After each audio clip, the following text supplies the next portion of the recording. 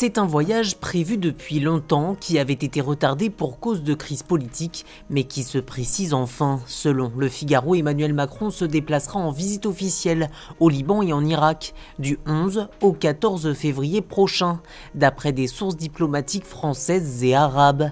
Une venue très attendue puisque le président français n'a jamais fait le déplacement au Levant depuis son élection en mai 2017, précise le site du quotidien. Comme pour ne pas faire de jaloux, Emmanuel Macron devrait passer 2 jours dans chacun des pays, dans un ordre qui n'a pas encore été déterminé.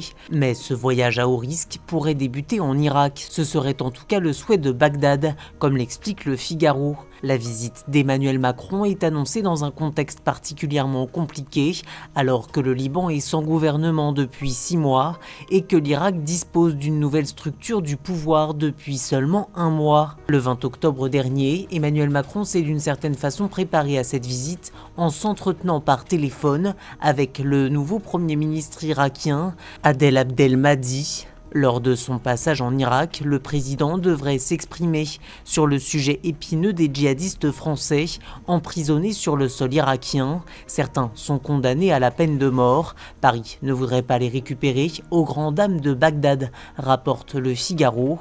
Au Liban, c'est la question de l'aide financière promise par la France qui devrait revenir sur la table.